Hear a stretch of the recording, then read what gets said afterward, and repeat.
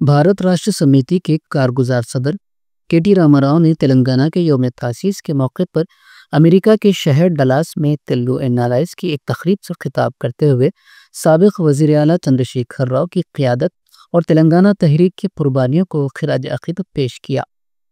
उन्होंने कहा कि 4 करोड़ आवाम के लिए महात्मा गांधी की तहरीक से मुतासिर होकर केसीआर ने ख्वाब देखा, अकेले जिद्दोजहद का आगाज़ किया।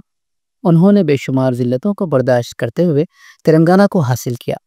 कई अफराद ने कुर्बानियाँ दी। दहाइयों की जिद्दोजहद के बाद रियासत वजूद में आई।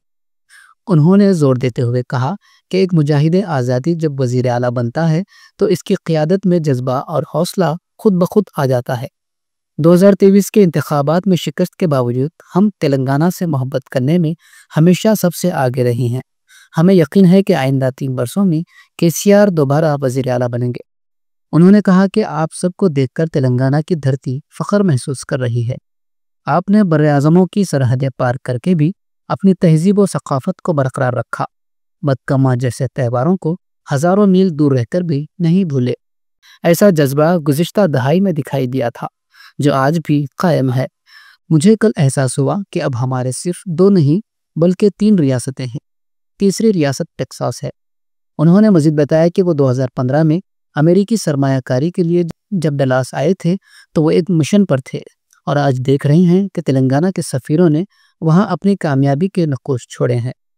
उन्होंने कहा कि 2001 में केसीआर ने महात्मा गांधी की तरह एक ख्वाब देखा, अकेले आगे बढ़े। उन्होंने सफ़र से आगाज़ किया और सबको मुत्तहिद करके तेलंगाना को हासिल किया। आज गैर मुल्की सरजमीन पर भी जय तेलंगाना की गूंज सुनाई देती है। हमने हर मौके को तरजीह देकर तेलंगाना को मुल्क की नंबर 1 रियासत बनाने में कोई कसर नहीं छोड़ी है। జూన్ 2, 2014 60 ఏళ్ల తెలంగాణ కళ నెరవేరిన రోజు. ఆనాడు మిషన్ ఇంపాసిబుల్ అనుకున్న దాన్ని సాధ్యం చేసి అసాధ్యం అనుకున్న దాన్ని సుసాధ్యం జరిగిన రోజు జూన్ 2.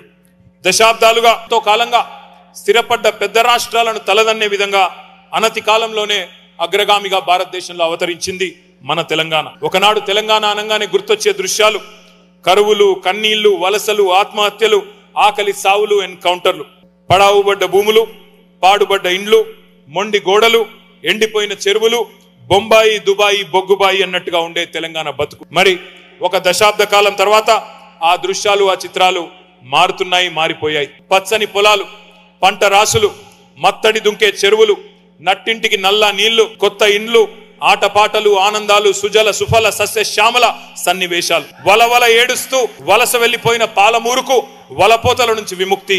బొక్కలు వంగి బతుకులు కుంగిన నల్లగొండ ఫ్లోరైడ్ విషం నుంచి విముక్తి.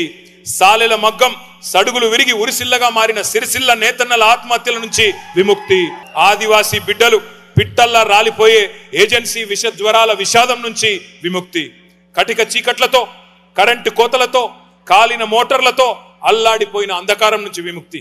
నీళ్లు లేక బోర్ల మీద బోర్లు వేసి బొక్క బోర్ల పడి అప్పుల పాలై చేనుగట్ల కాడ శవాలై వేలాడిన అన్నదాతలకు సావుల నుంచి విముక్తి.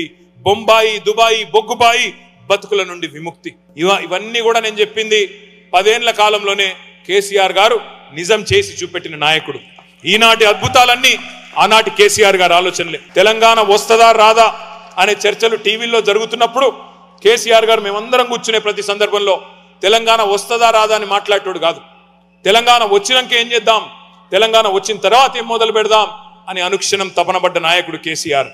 కేసీఆర్ గారి కలలు, కల్పనలు, ఊహలు, ఆలోచనలు కొంతమందికి అతిశయంగా అనిపించేవి. కానీ ప్రతి మనిషికి ఒక కల్పన కావాలి, ఒక ఇమాజినేషన్ ఉండాలి, విజువలైజ్ చేయాలి, ఫ్యూచర్ని ముందే అర్థవంతంగా ఆవిష్కరించాలని కేసీఆర్ గారు ఎప్పుడు చెప్తా ఉంటారు. ఉద్యమ సందర్భంలోనే రేపటి తెలంగాణ రూపాన్ని కలర్ఫుల్ గా కల్పన చేసిన నాయకుడు, దార్శనికుడు కేసీఆర్ గారు. తెలంగాణ రాష్ట్రంగా ఏర్పడితే సర్ప్లస్ స్టేట్ అవుతుంది, ధనిక రాష్ట్రం అవుతుంది అని కేసీఆర్ గారు ఉద్యమ టైంలోనే బలంగా వాదించారు. కేసీఆర్ గారి వాక్కు నిజమైంది. తెలంగాణ సిరి సంపదలతో తులతూగింది, ఆర్థిక సౌష్ఠవంతో, సౌభాగ్యంతో అలరారింది, లక్షల కోట్ల సంపదను సృష్టించింది. దేశ చిత్రపటంలోనే ఒక రాష్ట్రం దేశాన్ని సాకే 5-6 రాష్ట్రాలలో ఒకటిగా అవతరించిన వండర్ జరిగింది కేవలం 10 ఏళ్లలో. అమెరికా, మీరు ఇక్కడ కూర్చున్న అమెరికా అవకాశాల గని అయితే తెలంగాణ అద్భుత అవకాశాల అక్షయ పాత్రగా భారతదేశంలో మారిన మాట వాస్తవం. ప్రపంచానికి ఎకనామిక్ ఇంజన్ అమెరికా అయితే ఇండియాకి ఎకనామిక్ ఇంజన్లలో ఒక ముఖ్యమైన ఎకనామిక్ ఇంజన్లలో ఒకటిగా ఎదిగింది మన తెలంగాణ. మేము 10 ఏళ్ల పాటు ప్రభుత్వంలో ఉన్నప్పుడు ఇదేదో పదవో ఇదేదో బరువో అనుకోలేదు, బాధ్యతగా భావించాం. ఉద్యమ స్ఫూర్తితోనే ప్రభుత్వాన్ని నడిపినాం. అందుకే అనితర సాధ్యమైన విజయాలు మనకు సొంతమైనాయి. విడిపోతే విఫల రాష్ట్రం అవుతుంది అని హేళన చేసిన చోటనే విజయ కేతనం ఎగరవేసి చూపెట్టాం. మిమ్మల్ని పరిపాలించే నాయకులున్నారా అని గేలి చేసిన నోళ్లతోనే మాకు కూడా మీలాంటి నాయకులుంటే బాగుండు అని అనిపించాం. స్వరాష్ట్రాన్ని నంబర్ 1 గా నిలపడంలో ఏ ఒక్క అవకాశాన్ని కూడా మేము కేసీఆర్ గారి నాయకత్వంలో వదులుకోలేదు. మొన్నటిదాకా ప్రభుత్వాన్ని మనమే నడిపాం. సరే, ఎన్నికలన్న తర్వాత కొన్ని డైనమిక్స్ ఉంటాయి, కూడికలు తీసివేతలు ఉంటాయి. ఆ లెక్కల్లో మొన్న 2023 డిసెంబర్లో మనం కొద్దిగా వెనుకబడ్డాం, ఎన్నికల్లో ఓడిపోయినాం కావచ్చు. కానీ తెలంగాణను ప్రేమించడంలో మాత్రం వెనుకంజ ఎన్నడూ వెయ్యలేదు, వెయ్యబోము. పొజిషన్లో ఉన్నా ఆపోజిషన్లో ఉన్నా మాకు ఖచ్చితంగా తెలంగాణనే ఫస్ట్, ఇండియానే ఫస్ట్ తప్ప ఇంకోటి కానే కాదు. అందుకే మళ్ళీ చెప్తున్నా, ఇవాళ మేము గవర్నమెంట్లో లేకపోవచ్చు, ఆపోజిషన్లో ఉండవచ్చు, కానీ ఎన్ఆర్ఐ మిత్రులందరినీ కోరుతా ఉన్నా, అక్కడ ఉన్నది మన తెలంగాణనే. ఇవాళ మీకు అందరికీ తెలుసు, ఇక్కడ మీకు తెలుసు, ముందు అప్పుడప్పుడు బిడ్డ పుట్టిన తర్వాత తల్లికి ఆరోగ్యం బాగాలేకపోతే కొద్ది కాలం పాటు వేరే వాళ్ళ చేతులు బిడ్డను పెడతారు. ఇవాళ జరుగుతున్నది కూడా అంతే. మళ్ళీ 3 ఏళ్లలో తిరిగి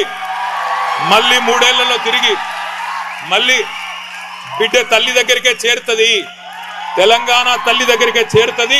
తిరిగి కేసీఆర్ గారే ముఖ్యమంత్రిగా 3 ఏళ్లలో మళ్ళీ తప్పకుండా వస్తారు.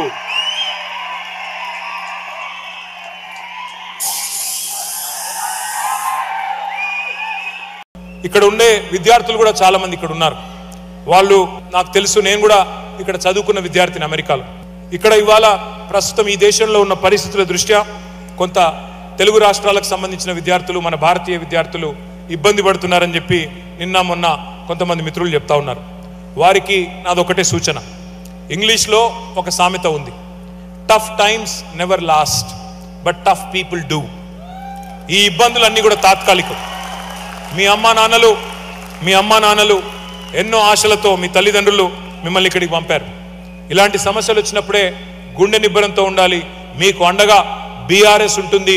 అవసరమైతే ఇక్కడే ఒక లీగల్ సెల్ కూడా ఏర్పాటు చేసి మీకు అండగా, ఇక్కడ విద్యార్థులకు అండగా కూడా మేము నిలబడతామని చెప్పి కూడా నేను మీకు విజ్ఞప్తి చేస్తా ఉన్నా. ఒక అన్నగా ఒక సోదరుడిగా ఇక్కడ ఉండే స్థానిక ఇమిగ్రేషన్ లాయర్లతో కూడా మేము మాట్లాడి అవసరమైతే ఒక ప్రత్యేక లీగల్ సపోర్ట్ కూడా మీకు అందజేస్తామని చెప్పి కూడా కేసీఆర్ గారి దూతగా నేను మీకు అభయం ఇస్తా ఉన్నాను.